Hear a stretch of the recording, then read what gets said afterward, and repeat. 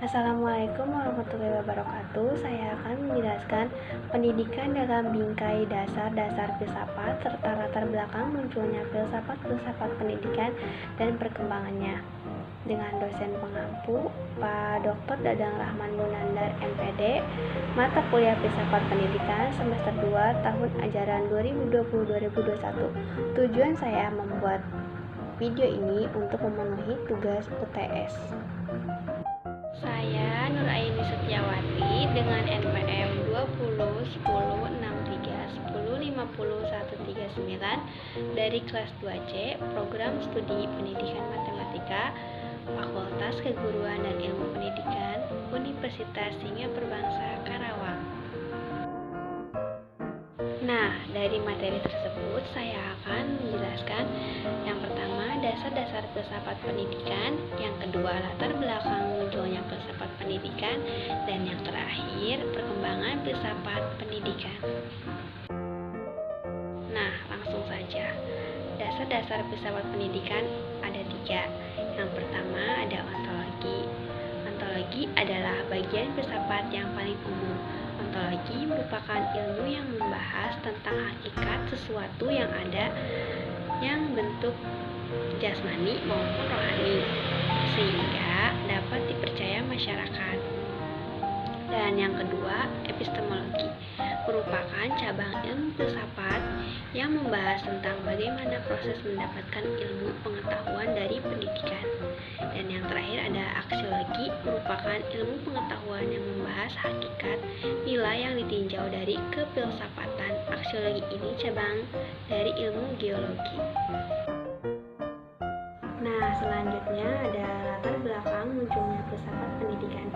Filsafat diketahui sebagai induk ilmu pengetahuan, the mother of science, yang mampu menjawab segala pertanyaan dan permasalahan, mulai dari masalah-masalah yang ada hubungannya dengan alam semesta, hingga masalah manusia dengan segala problematikanya dan kehidupannya.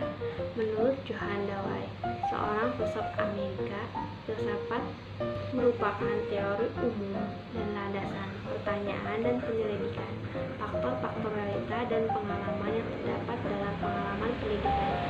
Karena filsafat pendidikan memiliki hubungan hakiki dan timbal balik, filsafat pendidikan yang berusaha menjawab dan memecahkan persoalan-persoalan pendidikan yang bersifat filosofis dan memerlukan jawaban secara filosofis.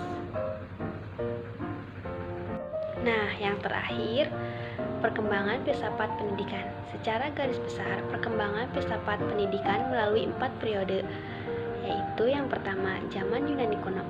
Suatu pandangan teoritis itu mempunyai hubungan erat dengan lingkungan di mana pemikiran itu dijalankan. Begitu juga lahirnya filsafat Yunani kuno pada abad ke-16 sebelum Masehi. Dan yang kedua, zaman Islam. Keilmuan berkembang pada zaman Islam klasik 6500 sampai 1250 Masehi. Yang ketiga, zaman Renaissance. Memasuki masa Renaissance, otoritas Aristoteles tersisihkan oleh metode ini dan pandangan baru terhadap alam yang biasa disebut conflict revolution. Dan yang terakhir, zaman kontemporer. Filsafat kontemporer diawali abad ke-20, ditandai oleh variasi pemikiran filsafat yang sangat beragam dan kaya. Nah, di sini ada gambar perkembangan filsafat pada zaman Yunani kuno, bisa dilihat. Jadi, kesimpulannya, filsafat pendidikan merupakan cabang filsafat yang memahami pendidikan secara mendalam, menafsirkan dengan menggunakan konsep-konsep umum yang dapat menjadi petunjuk atau arah dari tujuan dan kebijakan pendidikan. Pendidikan juga tidak dapat dipisahkan, karena filsafat dilaksanakan dalam praktik pendidikan.